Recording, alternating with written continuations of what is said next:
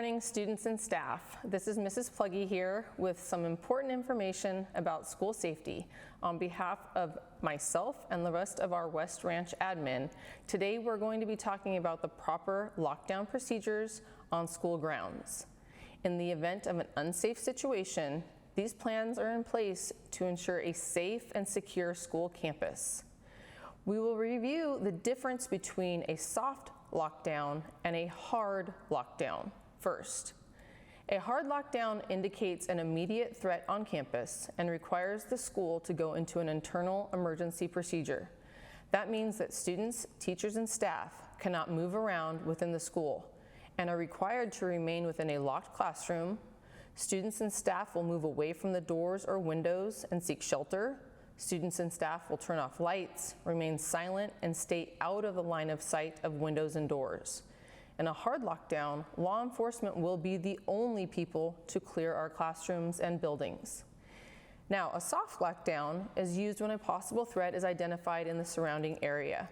This would involve safety risk that is happening outside of our school. For example, a bank robbery, a burglary, a parent attempting to get on campus when they shouldn't, maybe even something like a mountain lion that we've seen in some of those TV and those news stories recently. If there is any suspicious activity that could bring potential danger onto school grounds, we as the administrators may opt to institute a soft lockdown. During the soft lockdown, the perimeter will be secured with all the gates closed and locked. Students and staff will remain indoors and are not permitted to move outside. The doors are going to be closed and locked, but students and staff can continue with teaching and learning and their regular assigned duties inside the buildings. How will you know, however, as we talk about today, if it's a hard lockdown? Because that's what we are here to practice. You will hear the following over the school announcement system, as well as through the Crisis Go system on the computers. Lockdown, lockdown, lockdown immediately. There will not be any code words or colors. You will hear those specific and direct announcements to lock down immediately. In the event of a hard lockdown, there are certain steps we want to make sure that we are taking. We're going to lock all doors, and now that we have those lock blocks installed, we're going to make sure that we disengage those lock blocks and pull that door shut, and so that should save a lot of time. We will draw the shades closed and cover windows whenever possible, turn off all lights, quietly hide away from windows, place cell phones on silent. That is so important. It is important to stay absolutely silent. Studies show school shooters do not spend much time trying to get into locations which are silent and do not have any people in sight and they can't hear anyone. Take a minute at this time to look at the items you could use to secure or barricade yourself within the classroom. After this video, you will discuss this as a class. Think about it, what you could use to defend yourself or protect yourself within the classroom. From hiding to fighting, you need to consider all options in all of your classrooms. And that hiding to fighting will come in if it's something that you can hear someone actively making progress towards the location that you're in, and you know, and or your teacher and adult that you're with is telling you that this is probably something that you're going to have to do. So making sure that you are prepared and you are looking around at what those things are in the various locations and the various rooms that you're on campus. Let's pretend you hear someone knocking on the door yelling, "Let me in," or "This is the police, open the door." What if you heard a teacher banging on the door yelling, "Help, it's Mr. Cotty, I don't have my keys, please let me in." Once the door is closed and locked, it should not and will not be opened under any circumstances. And this can be hard to process as we think about this scenario, and these are our friends, our teachers, and the staff that we know and we love. But our job is to make sure that we are keeping the room that we are in safe, and once that door is closed and locked, we will not be letting anyone in. When deemed safe, law enforcement will enter locked classrooms using the keys.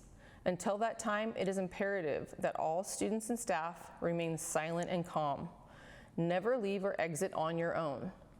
Know that it will likely take a while, sometimes even hours, before law enforcement is able to clear all rooms, so you're going to need to be patient and calm. Remember, we are safe at school. However, we always want to be prepared An active shooter situation is usually over within 10 to 15 minutes, often before the full enforcement or the full forces of law enforcement have been able to arrive on the scene. Therefore, we must be prepared both mentally and physically to deal with this type of emergent situation. Remember to be aware of your environment and any possible dangers. Take note of the nearest exits in any of the facilities or rooms that you are in here on campus. If you're in an office, stay there and secure the door. If you're in a hallway, you're going to get into the closest room and secure that door. In the event of a lockdown during non-class time, like brunch or lunch or even passing, you will hear an order to lock down immediately. These will be the words you will hear. Quickly find the closest indoor location, or if you ascertain that the threat is far away from you, you can actually try and exit campus, but you should not cut across campus in order to do so. Your goal is to get indoors as quickly as possible and away from the threat. If all else fails, go to a bathroom and hide, even bringing your feet up and kind of sitting and putting your feet on top of the toilet so it can't be seen. Once in the bathrooms, hide and remain silent until someone comes to get you. If you end up in a classroom without a teacher, create a barricade and hide if you're unable to get to a secure indoor location. Hiding on campus in the exterior should be your absolute last resort. Protect yourself and leave campus, as mentioned earlier, if you are able.